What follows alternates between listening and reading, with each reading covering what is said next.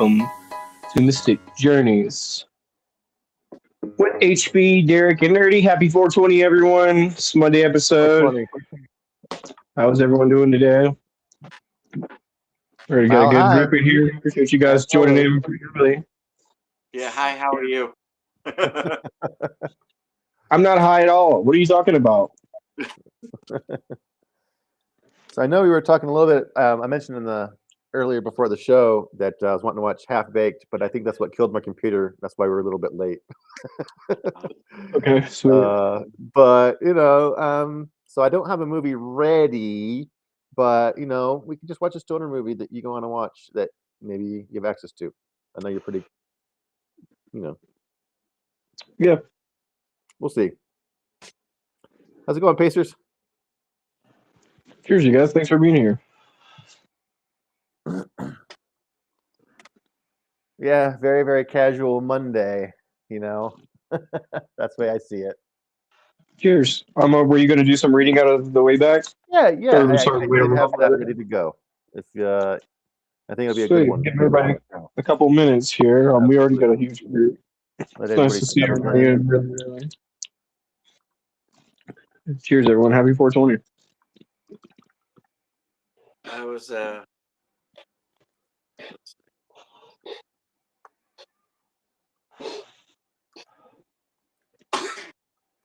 here's a old picture from 420. I was showing Nerdy before the show. That's one of them big cones. I did that whole thing myself. It's a marathon to do that, isn't it? It is. Yeah. Picture of myself from a previous 420. By the time you get to the end, you're just like hanging in there, honestly. And I had the bag from the volcano. Nice. Yeah. Pretty sure I got a picture here. From the previous 420. Yeah. So last 420, I was working at the batch booth. They do extracts and stuff like that with my friend Kim. She has a photo booth, and I helped run the photo booth with her. And that was a good times last summer. Yeah. Good memories, and I got a cool hat. So. Sweet. They had a crane machine, and people can come in and play the crane machine, and they win weed. What a cool time was that? This year, I just sat around and lounged around, took my kid to school, picked her up from school. But that was a good day. I remember that. That was good times. Remember it fondly. I still haven't smoked since September, and honestly, I don't really miss it that much. Really? Yeah. Nice. And I mean, like, I used to love dabs and, like the flavor and stuff, but just, I don't know, having a clear head, because I think of all the dumb stuff that I done stoned, You do a lot of stupid stuff when you were stoned? Huh? I don't do a lot of stupid stuff when I'm stoned. I just tend to procrastinate, I guess. Well, no, like I work around the house, and I'm like, yeah, let me finish this joint, or let me do this dab, and then I'm gonna do this wiring, like. Yeah. And now I'm going back behind myself when I'm doing work, and I'm like, what the shit, man? Mm-hmm. So, yeah. How about you guys in the chat? How's your 420 going? Pacers and Mike Barball. I love that shirt, HB. That's awesome. I love Smokey the Bear, man. Yeah, true. It's my idea of a 420 shirt. Oh, yeah. Thank you. It's even green, It's kind of like, like St. Patrick's, but it's for stoners. Keep it green. Yep. That's great. Smokey Bear.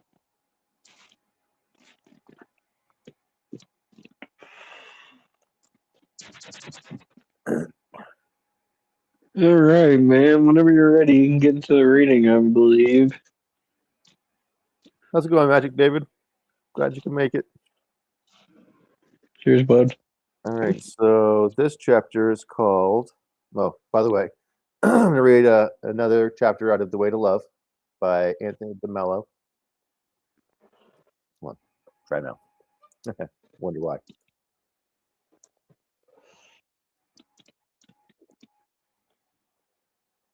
He went away sad.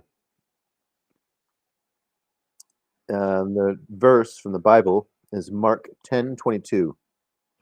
And the young man went away sorrowful, for he had great possessions. Has it ever struck you that you have been programmed to be unhappy? And so, no matter what you do to become happy, you are bound to fail? It is as if you fed mathematical equations into a computer and then failed each time you pushed it to turn out lines from Shakespeare. If you wish to be happy, the first thing you need is not effort or even goodwill or good desires, but a clear understanding of how exactly you have been programmed. It is what happened. This is what happened. First, your society and your culture taught you to believe that you would not be happy without certain persons and certain things. Just take a look around you. Everywhere, people have actually built their lives on the unquestioned belief that without certain things, money, power, success, approval, a good reputation, love, friendship, spirituality, God, they cannot be happy. What is your particular combination? Once you swallowed your belief, you naturally developed an attachment to this person or thing you were convinced you could not be happy without. Then came the efforts to acquire your precious thing or person, to cling to it once it was acquired, and to fight off every possibility of losing it. This finally led you to abject emotional dependence, so that the object of your attachment had the power to thrill you when you attained it, to make you anxious lest you were deprived of it, and miserable when you lost it. Stop for a moment now and contemplate in horror the endless list of attachments that you have become a prisoner to. Think of concrete things and persons, not abstractions. Once your attachments had you in its grip, you began to strive, might and main, every waking minute of your life to rearrange the world around you so that you could attain and maintain the objects of your attachment. This is an exhausting task that leaves you little energy for the business of living and enjoying life fully. It is also an impossible task in an ever changing world that you simply are not able to control. So instead of a life of serenity and fulfillment, you are doomed to a life of frustration, worry, security, suspense. And for a few fleeting moments, the world does indeed yield to your efforts and rearranges itself to suit your desires. Then you become briefly happy, or rather, you experience a flash of pleasure, which isn't happiness at all, for it is accompanied by the underlying fear that at any moment this world of things and people that you have so painstakingly put in place will slip out of your control and let you down, which it never fails to do so sooner or later. And here is something else to ponder on. Each time you are anxious and afraid, it is because you may lose or fail to get the object of your attachment, isn't it? And each time you feel jealous, it's because someone may make off with what you are attached to. And almost all your anger comes from someone standing in the way of your attachment, doesn't it?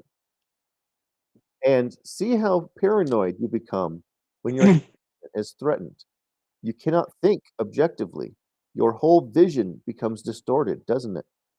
And every time you feel bored, isn't it because you are not getting a sufficient supply of what you believe will make you happy, of what you are attached to. And when you are depressed and miserable, the cause is there for all to see.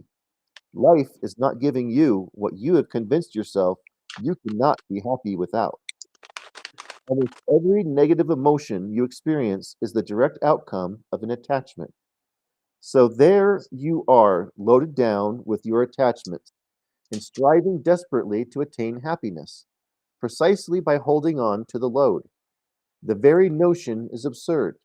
The tragedy is that this is the only method that everyone has been taught for attaining happiness, a method guaranteed to produce anxiety, disappointment, and sorrow.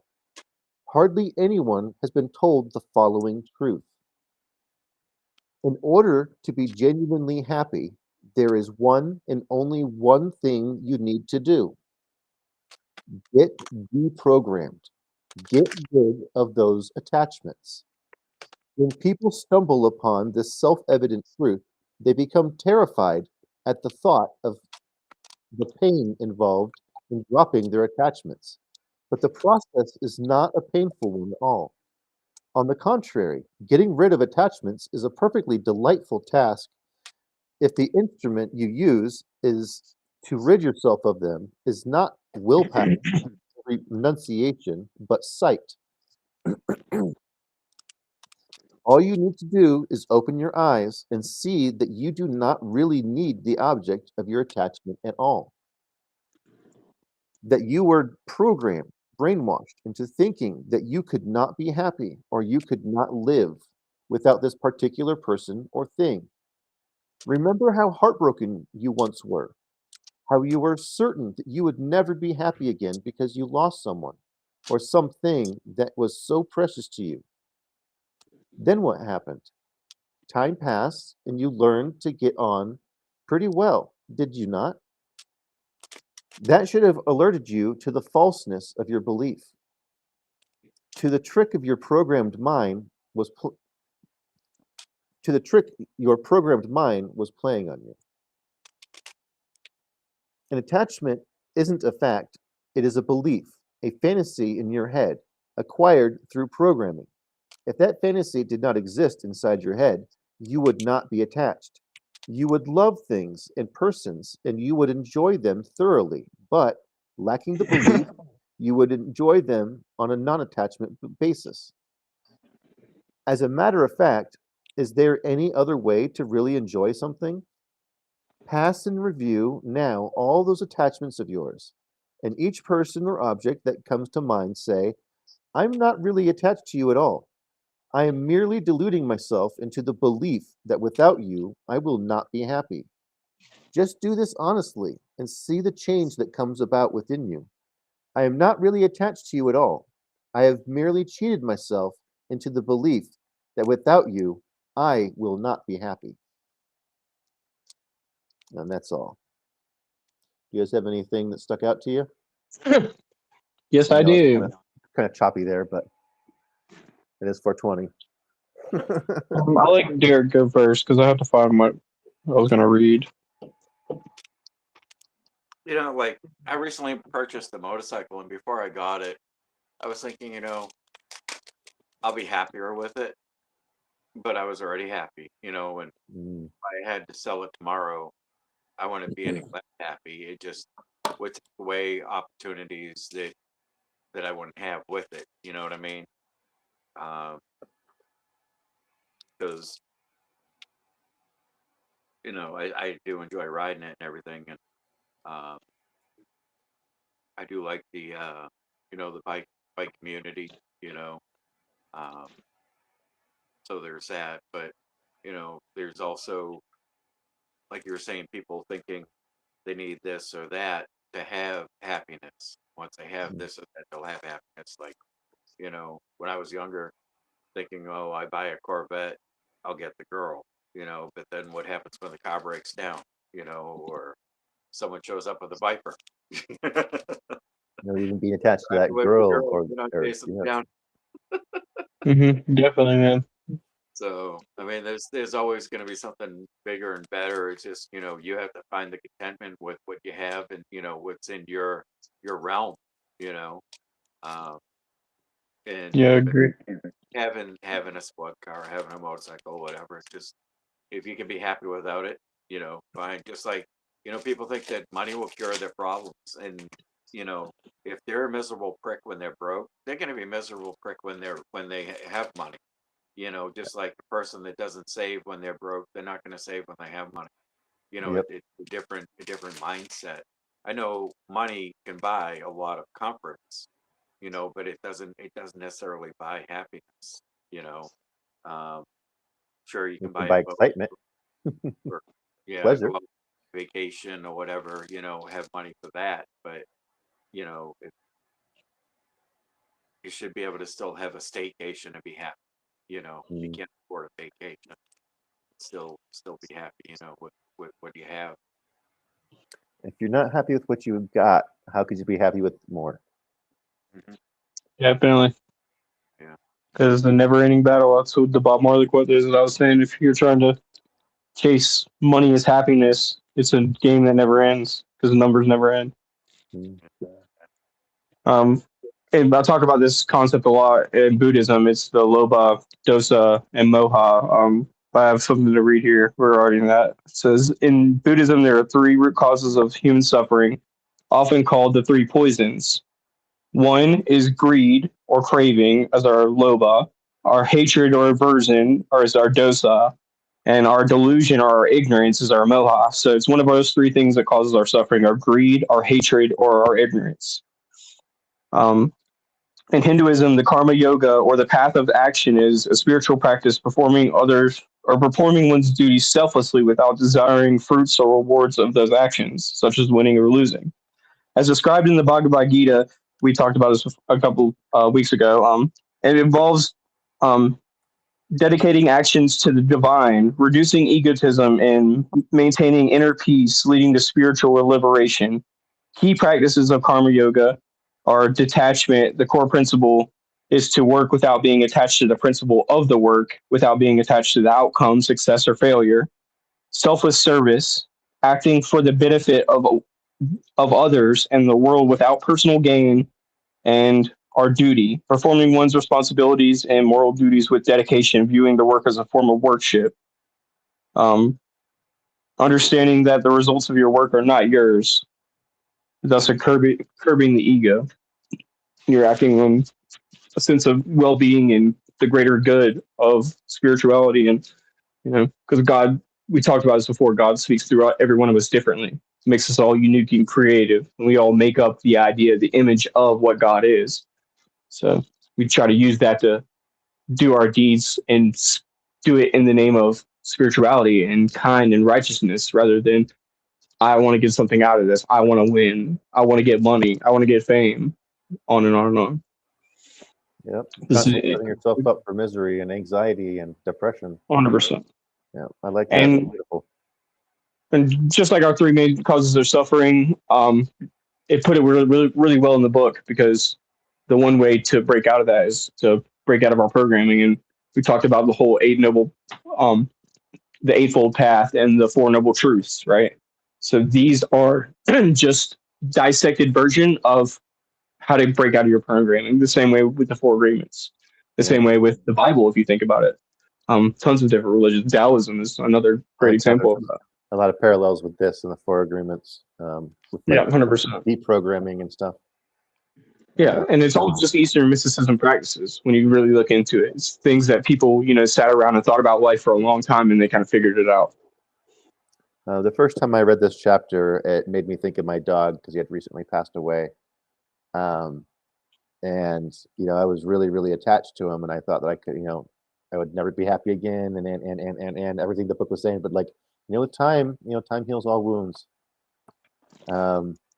And you got to learn how to enjoy other people's presence and the things that you have when you have them and when they're in front of you.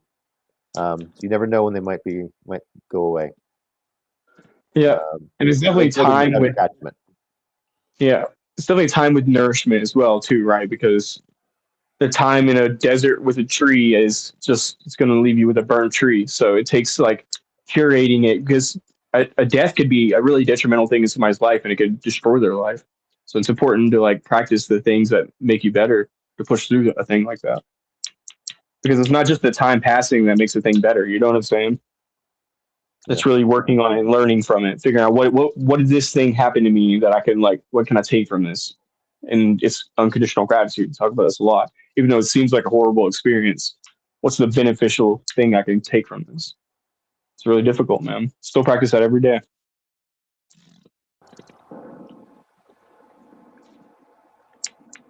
There's some saying about, if you don't learn from your lessons, you'll keep repeating them.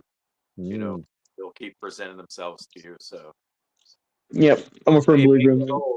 You may get old, but I think every time you go through some crap, you learn something new and how to go through it differently the next time. And then Well, I know, of course, it's all speculation, but I think that we're doomed to do that as human beings, like in our lives. Like if we don't do it in this life, we'll have to come back and do it in a different life until we get that lesson right. I think it's very. Do I believe that? I don't know, but I think it's true. Like very true. That if you don't learn from your mistakes, you keep repeating them. I think the masters also learn to learn from everybody else's mistakes too. Yeah. Yeah. So you start learning from other people's mistakes, so you don't even have to make them to begin with. I agree. So we should listen more than we speak, because you walk into a room, you really have a lot to learn from people. Where that bad example comes from, someone can be used as a bad example. How not to do things. Yeah. What were were those two guys in like Highlights magazine when you were kids? Gallant and Goofus or something like that. There's like the one kid that was like messing everything up and being impolite and just doing everything wrong, and the other kid's like perfect in every way. So it's like anyway, but it's in the Highlights magazine. It's like I don't remember what the premise of this comic was or this little cartoon, but like in every issue there was like a Goofus and Gallant little comic kind of thing, showing you what not to do and showing you what to do at the same time. I guess what the premise was, but teaching kids good manners and how to be a good person. Yeah. Okay, man. Right on. Bringing back to Mr. Rogers. Yeah. I watch Steve Bird's podcast a lot, and it's really nice because he kind of like upgraded it because obviously the kids that he like talked to were my age, and now we've grown up, so it's like way more relatable. Like his podcast, he's pretty relaxed about it. He like uses curse words in his podcast, and it's like very open. He's just very much himself. So it's very comforting. He's like carrying on that legacy. Basically, is my point. Yeah, I like Steve Burns. I like his vibe. Yeah, man. His influence was Mr. Rogers. You know what I mean? Yeah, that's his inspiration. Yeah, definitely. He talks about him a lot on the show. And that people keep relating him to him, but he's like, I can't hold a candle to, Mr. Rogers. It's like a whole different thing. He like changed so many people's lives. Blue's Clues came out when I was like in middle school or something like that, so I was already a little too old. But I am very familiar with it. It was everywhere. It was when it hit the scene. It's crazy. That and Teletubbies. Yep. It's nuts. That was a lot of my childhood, dude. Part of my childhood for sure. Blue's Clues.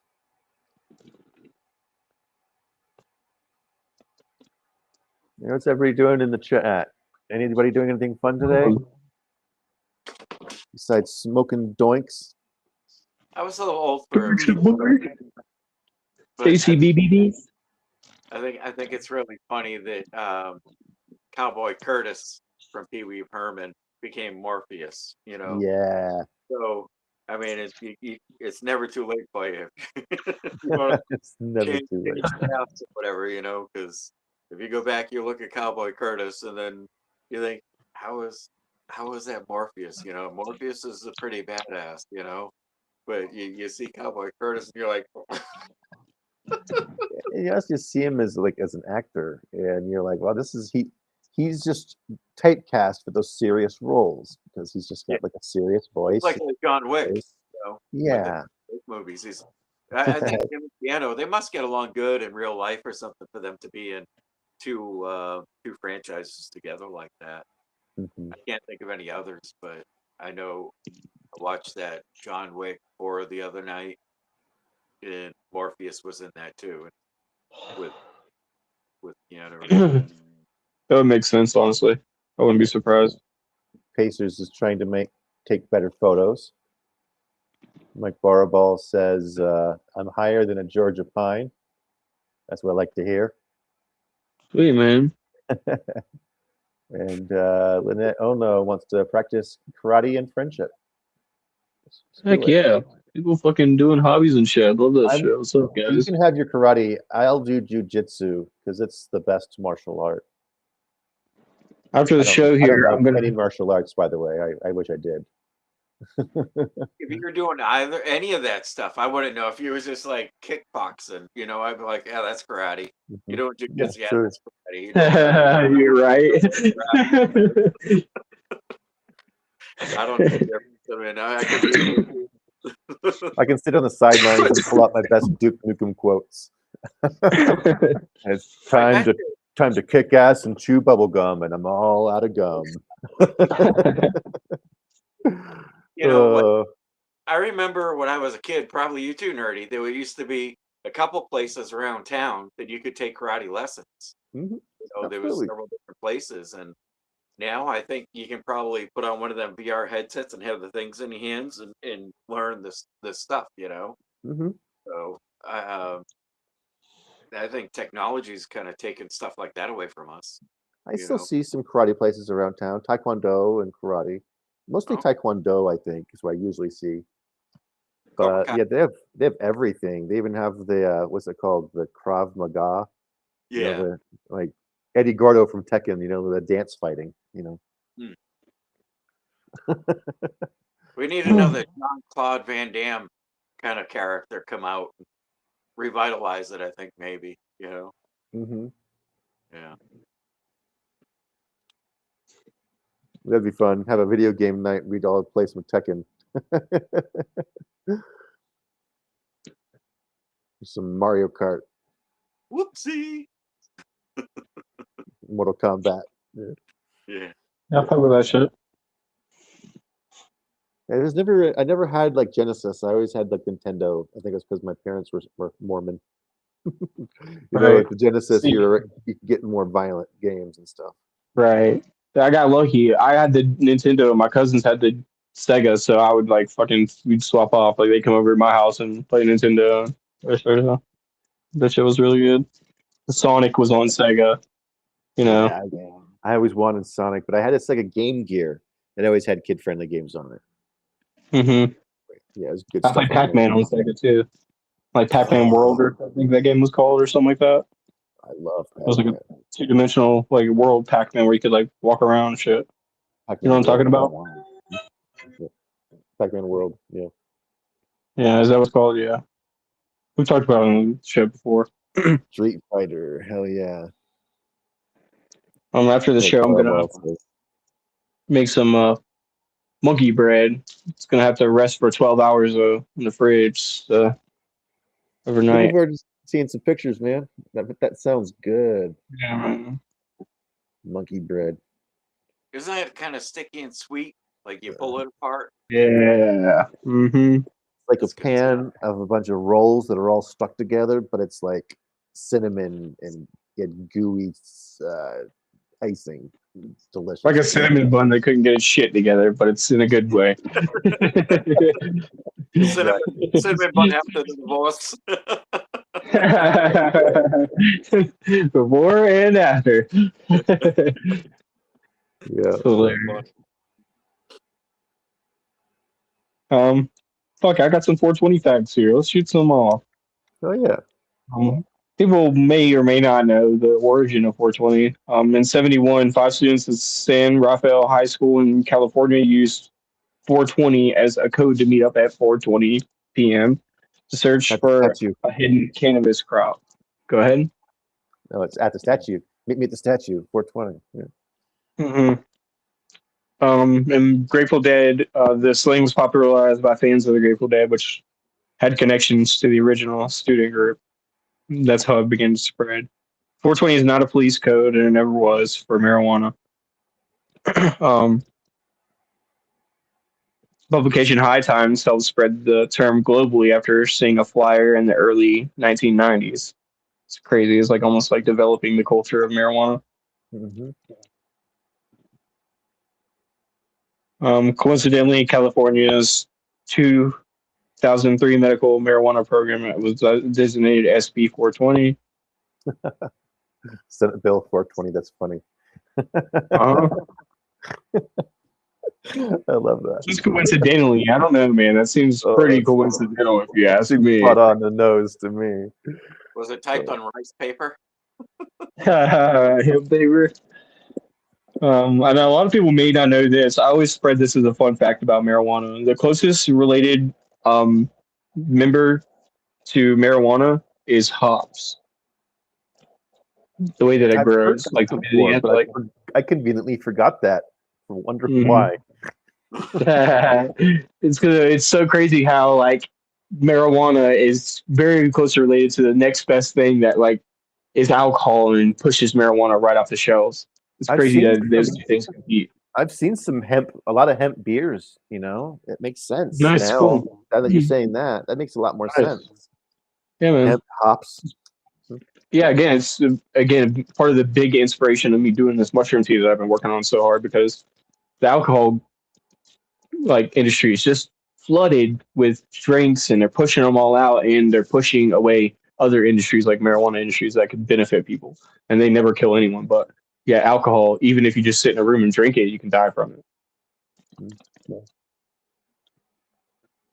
They were the news here lately. They were saying, oh, alcohol sales are down. People are using less alcohol than Good. ever in history and stuff like that.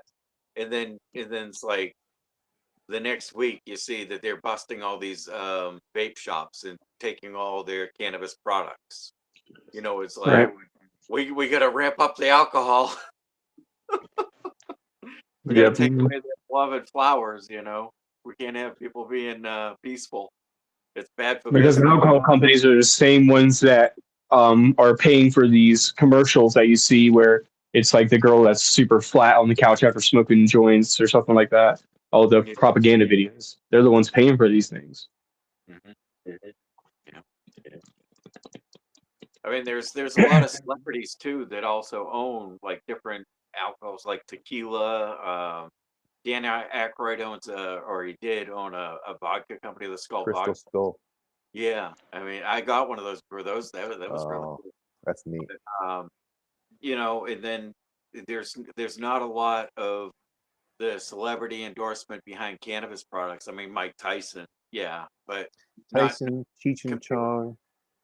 Well, yeah, I mean, but they're the pop culture themselves. Yeah. And Mike Tyson, he goes on podcasts with a handful of mushrooms and eats them. Willie Nelson. Yeah, yeah. But like I can think of several celebrities that own different. Matthew McConaughey has a tequila too. I think The Rock, he has one. A lot of them have alcohol. Dan Aykroyd. Mhm. Yeah. Yeah. Sammy Hagar has a vodka as well. Or is it a tequila? Either way, yeah. Yeah. Yeah. See what I'm saying? Yeah. Yeah. Great point, man. Yeah. But there's not as many that are behind cannabis like that, and it's kind Yeah, or of psychedelics even. yeah. Yeah, it should be way more normalized because it teaches people how to use these things properly rather than just all you have to do is be old enough to ride this ride and then you can hop on and do whatever you want to do. It's not teaching people how to do it properly. Yeah. 100%. This morning, Hopefully things change. someone had mentioned about Joe Rogan and the administration reschedule or changing the research on psychedelics, and I was just thinking, what does Joe Rogan have to do with that? But then I was scrolling earlier and I seen a picture and it was um, Trump and some other guys and Joe Rogan was behind him. I was like, so Yeah. he was there. Like he Mhm. was there when they was talking about it. Right? That's the thing Yeah. that Pops was talking about this morning. Yeah. He's been in contact with him. That's the thing Pops was talking about this morning, where Yeah. you know, Yeah. But Where I he didn't signed that get what Joe Rogan had executive anything order. to do with it. Somebody mentioned Joe Rogan. I was like, what does he have Well, to do? But then I see Joe the video. Rogan had messaged Trump about Ibogaine, and then Trump reached back to him and said, "Hey, let's do it." So that's why he Correct. was there. And So is- I'm sorry. God forgive me for forgetting that guy's name, but the guy that was standing behind him, I interrupted, but the guy that was standing behind him, he's the guy who is advocating for the Ibogaine.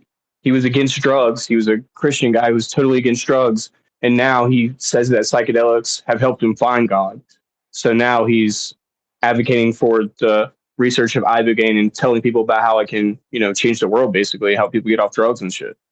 Yeah. So yeah, he's the guy standing behind it. He's from Kentucky. And another thing about Joe Rogan, what a cutie little patootie he is. Oh my God, you got a crush on Joe Rogan, dude? He's so little. Oh my God. I seen a reel about him, and it was like for a while after that Fear Factor, he was unhireable. Like nobody wanted to work with him because they're like, you did some gross shit, man. He went home and he just started a podcast in his house, and look how successful he became. It was like Yeah, he didn't take no for an answer. He didn't. He wasn't like, no, I'm not gonna change Dude's careers. disciplined. yeah, guys. I don't know about y'all, but he's the biggest inspiration for me for wanting to do this podcast with you guys because as a kid, I had nobody I could relate to in my small town, and I loved the way that he thought. Even if I didn't agree with what Joe Rogan was saying, I loved how open minded he was and the way that he like approached an idea, and I took that with me later on in life. I was like, I'm gonna end up doing that with me whether I do it on camera or not, trying to like get people to be like, hey, I see you. Like you're not out there alone. Like somebody out there can relate to your ideas and what you're talking about. You just speak it. It would suck if Yeah, we he's my all biggest inspiration. yeah. If we were all closed minded, we didn't have the fifth agreement. That would pretty much Yeah, suck. 100%. But so it's Joe Rogan, the other guy that you're talking about, and RFK Jr. I think have all Exactly. Let me influenced see if I can find this guy's name. that RFK Jr. I watched a story about him talking about his son's psychedelic experience, and like he kind of, from what I remember, he was like, my son was kind of a dick, like he wasn't very helpful, and then he had a psychedelic experience, and then he was like, Dad, can I help you with this or that? Like it's totally did a 360. I think it showed him, showed the kid, like, dude, do better, and so that RFK, he's seen that firsthand, and he had plenty of experience himself with drugs, but not good drugs. Right. Yeah. If you heard some of his stuff about A lot him, of coke and stuff. Yeah. well, no, like I think he was crack or coke or something. The RFK Jr. Mm, No, I don't remember. I don't want to say anything wrong or put yeah. anything out there that's inaccurate, but I do remember him having a drug problem, though. I don't really know, so I don't want to say too much that I don't know about. He was in everything, the hookers, the heroin, you name it. Joking. Brian Hubbard is the gentleman's name. Who? Yeah, What? Brian Hubbard is the guy's name, the third guy on stage right there with Trump at the, yeah. You should watch a podcast with him and Theo, and he is a 2 hour long podcast, and he breaks it all down about his whole experience, what happened to him, and what he stands for, his whole mission. It's really great stuff, man. So according to this Google search here, like he was addicted to heroin for 14 years. Oh. And then he admitted to using coke, LSD, meth. He admitted to snorting coke off a toilet seat. Ooh. Yeah, in 1983, he was arrested in South Dakota for heroin possession and convicted. And then he went to rehab. He did a 12-step. And I think after that, he's been Since He's done a lot of stuff.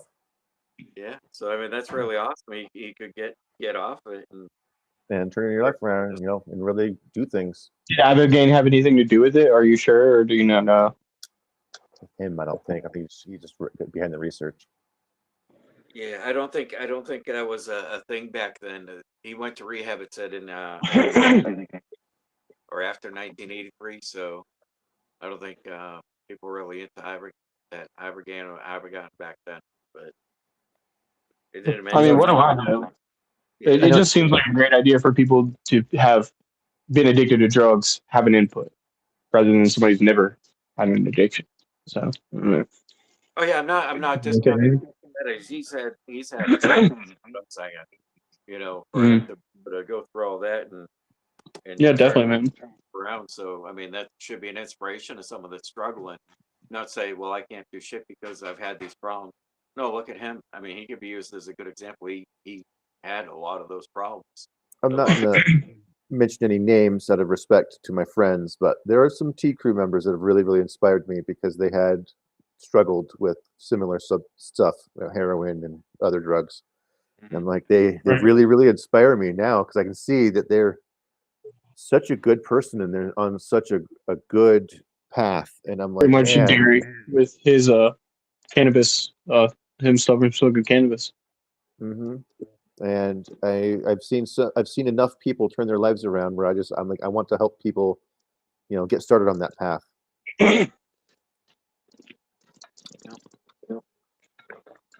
You get to talking to someone and then they're mentioning they're on Suboxone or whatever to help them get off of whatever else, and you're like, would have never guessed, man. You're doing great. Mm-hmm. We're Yeah, really happy for you. That's absolutely. Real. You did it. yeah. Yep. Yeah.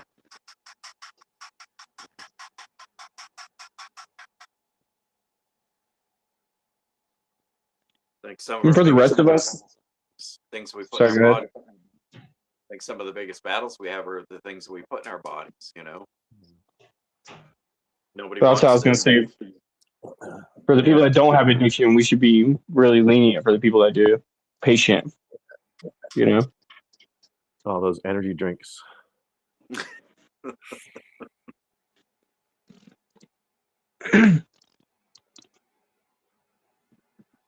Yeah, did you guys have anything going on my bicycle day yesterday? No, sir. Yeah, I have a gram of mushrooms. I made some mushroom chocolates. So, yeah. I didn't do any psychedelics or anything. I just sort of hung out with my kid. It was a good day. Sweet. Yeah, I got my labels and stuff ready. Maybe in a second here, I'll try to get them pulled up and uploaded up here so we can throw them on the show for everybody to see. And I have a release date. It's the 1st of the next month. So yeah, May 1st.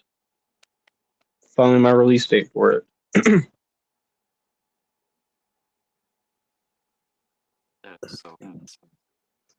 I'm excited, dude. Honestly, it's been a lot of trial and error and tampering and tinkering and tweaking and yeah, trying to make it just right. And I'm still not quite done yet, but yeah, here just a couple of days, it's gonna be perfect.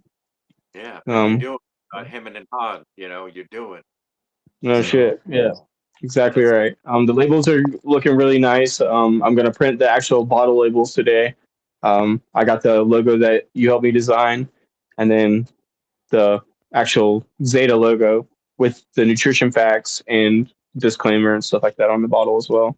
Let me see if I can get it pulled up for you. Hold on. You guys go ahead.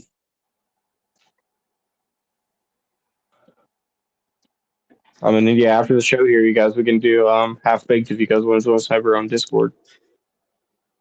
We just need to figure out where to download it from because I had trouble. I got you ready to go, man. Cool.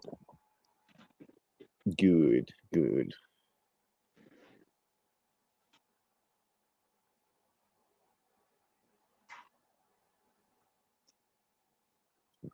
Pull up David's message here.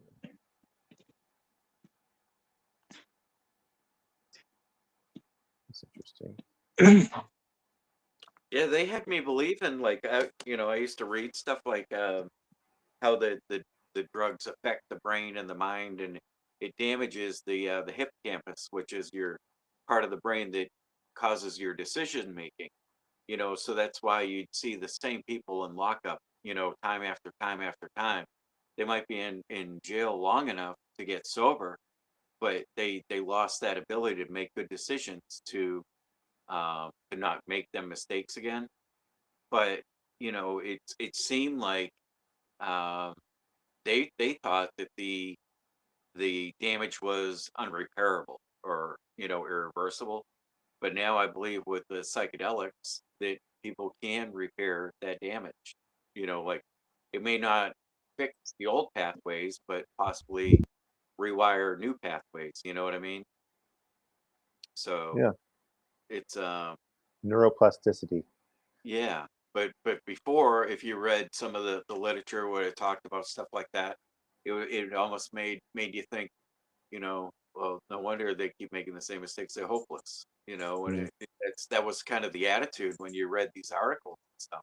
Like it just doesn't seem right. But uh, I think people can definitely get better, get on the right path.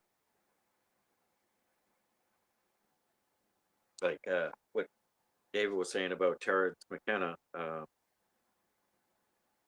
the human mind and addicts, and I think he had talked about that too.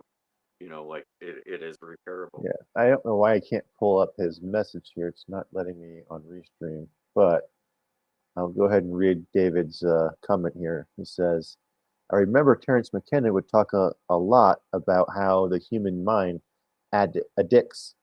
Like anything that gives dopamine can be an addiction. It's interesting to think about. But yeah, video games, um, news, candy, energy drinks, you know, lots Probably nicotine. nicotine. Yeah, yeah, absolutely. That's a no-brainer. Definitely physically and chemically addicting. Yeah, nicotine. Joe, are you saying you're sober 16 years on June 1st? Who? Joe, Show? What? are you on all comments, nerdy? I'm on top. I don't know what's going on here, man. I'm on top chat right now, so I need to switch to live chat on on YouTube. I'm on live chat, but like on Restream, I have a separate chat right here, and that is always live chat, and it's missing a couple of the messages. It's Yeah, interesting. it's missing a couple of mine too. I couldn't even find David's. I was gonna try to pull it Yeah, up for you, but I couldn't even I see was it. I was trying. I was thinking the same thing. I wanted to pull his message up, and I just couldn't find it. But I don't know why. You definitely get addicted to anger. Oh yeah. Yeah. So that's It might be on mine too. but I used to have those problems because I think I used to watch Wicked Tuna. And every time that guy Dave with the 38-foot ashtray, he would lose a fish, he would lose his shit. He would lose his Mm. shit like a shit collector lost his shit. I mean, like he would totally go nuts. And me watching that, in the evenings, and it was just like it kind of carried over. Like I would just You're programming. ah! You're programming. Yeah. It never did anything better to help me. You know what I mean? Like, all right, now I got to pick up this stupid mess because I knocked over these papers or whatever. And it's just like, then you feel like crap after. It doesn't feel good. Yeah. So, I stopped watching that just because I didn't like that energy. It was all bickering and fake scripted drama, and it's not something that makes you feel good after watching it, really. So Mike Barball says he used to watch that show.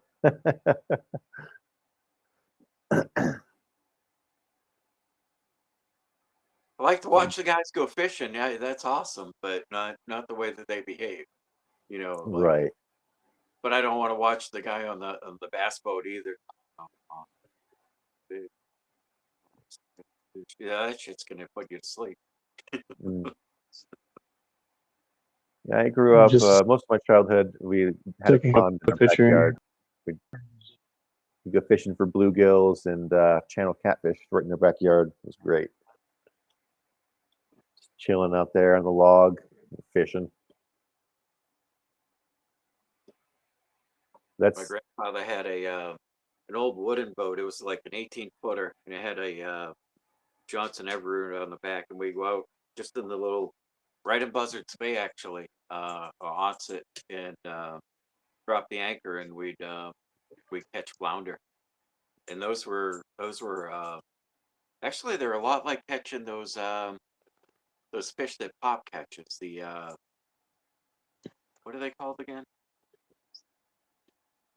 Those fish up there in Michigan.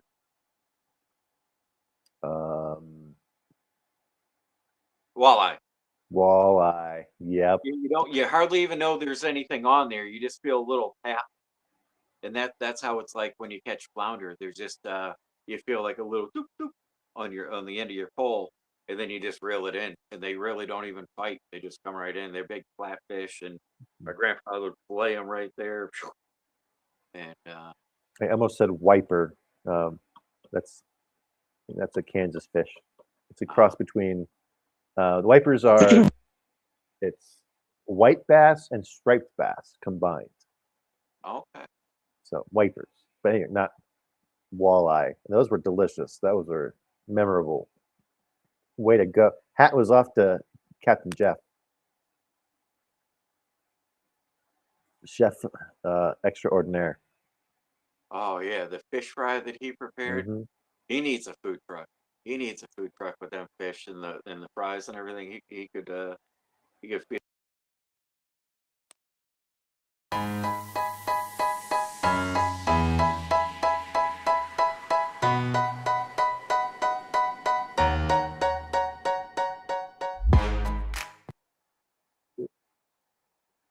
Uh-oh. Lynette's boyfriend is inviting us all out fishing. Who's oh, Lynette's boyfriend? Nice. Yeah. Yeah, I love catfish because I just kind of grew up catching it and eating it. It's just a pain in the butt to clean. I think they're in Massachusetts, so they're probably catching stripers and bluefish, and those are fun fish to catch. Straight bass. Yeah, saltwater. So I've seen them like 3 foot, over 3 foot. That's a big fish. Yeah, it is. I take one off the canal, the Cape Cod Canal, and yeah, he had to walk like this, and he wasn't a short dude, so the fish wasn't dragging on the ground. What a beautiful fish. Everybody that walked by was taking pictures and everything. It was quite impressive. I was just out there feeding the mosquitoes. I didn't catch anything. Yeah, I have the worst luck. Anytime I go fishing with friends, family, anybody, I generally don't catch squat.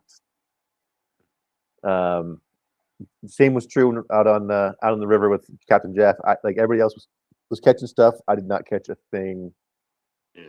I'm just not used to that kind of fishing, I guess. I don't know. Just bad luck, but I had a blast. I had so much fun on the boat with Captain Jeff. Yeah. It's good time. And we caught the same thing then. We caught a good time. We caught a lot of fun. That was it. No fish, but we caught a lot of fun. Exactly. Yeah, that was really great. I remember in Massachusetts, we was trying to snag pogies, and the fish they would use for bait for bigger fish, and a bluefish came through and bit one of them in half, like that I had on the hook, and then I snagged a bluefish in the back, and pulled them in right in the middle of the snag. Oh yeah, HB. I like it. Yeah, I can pull it up on there, so just do it like this instead. Yeah, that is awesome. I love that label. And of course, the logo will probably change and develop over time, and it'll even be seasonal. So we'll do like a Christmas flavor themed, and there'll be a Halloween flavor themed. So the style will like change as we release new flavors. Throw a Santa hat on the logo. For the Christmas one. Yeah. Yeah, that'd be cool. Yep, that would be cool. Derek helped me design this logo right here. Good stuff, D. Yeah, man. Very cool. Oh, good going the wrong way. Yeah. But anyway, May 1st is the release date of this mushroom tea. So there you're gonna have a couple before then, so you're gonna have like a little sneak Cool. peek. I'll bring you a couple. Yeah. I think I'll be seeing you on Sunday. Yeah, man. Most certainly you will. Oh, I'm in the process of designing the Rocky Mountain Mushroom Fest 2026 shirt right now. My daughter is drawing the art, so I'm going to be combining the mushroom, which is going to be a bolete, with this. So I'm going to be scanning it and like cutting it out and shrinking it down and putting it inside the sun here probably. And I'll have some text across the top, but yeah, it'll be my daughter's art, and I'll be selling them to try to raise money for the Rocky Mountain Mushroom Fest this year. So I can try to pay for the porta potty, things like that. Okay, sweet. Make everybody comfortable. And that is July 16th through 19th. July? I think it was July. Or was it May? I think. My brain is not functioning, guys. And I'm going to have such a hard time finding the notes that says it. I believe you're correct. I think it was July 16th and 19th. That sounds. But I'll be making a flyer soon too. I'll be using the same art.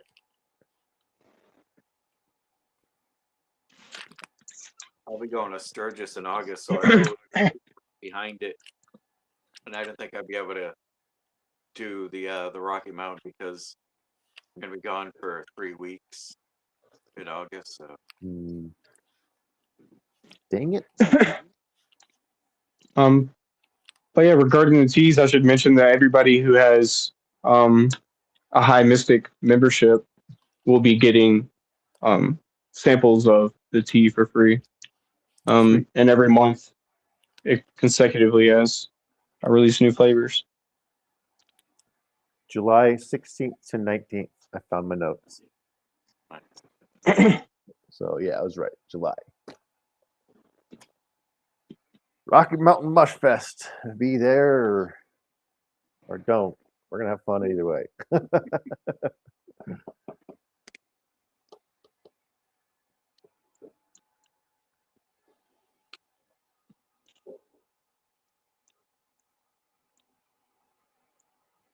Oh, Mike Barlow. He's got some cool packaging. I like the blue.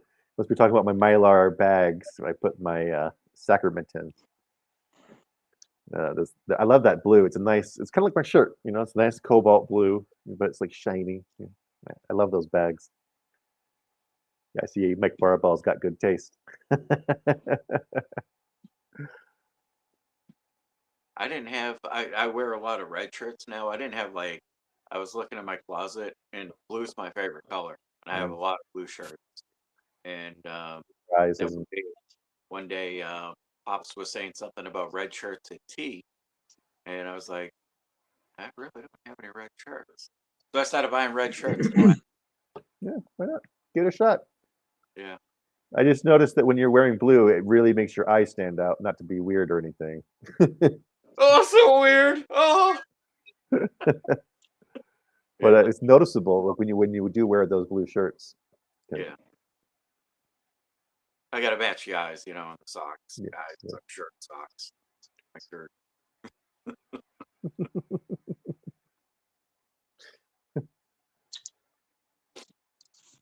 So yeah, we're gonna go watch.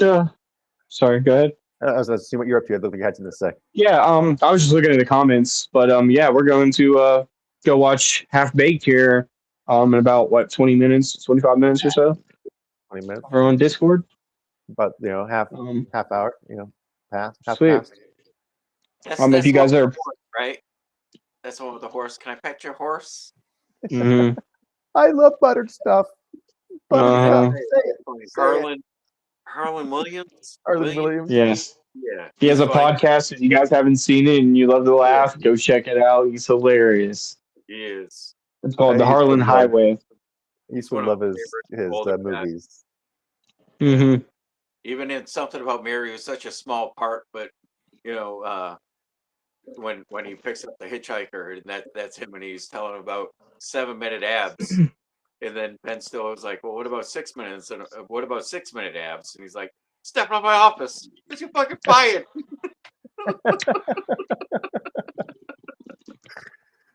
But yeah, it's such a good movie. I've watched that movie so many times growing up because, like, I was like in middle school when I first saw that movie, Half Baked. Yeah. And it stuck with me.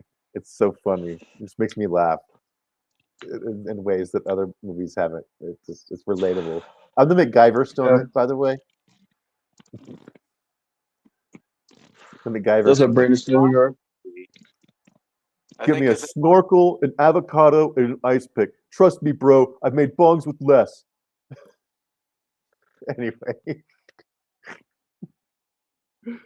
And then Jon Stewart was in it. Willie Nelson, Snoop Dogg.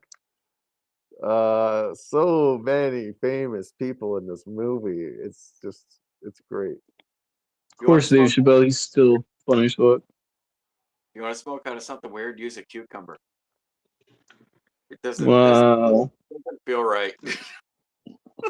Kim Bolden at one of the Mountain Mush Fest, not Rocky Mountain Mush Fest, at a Mountain Mush Fest in Tennessee, she smoked out of a jalapeno.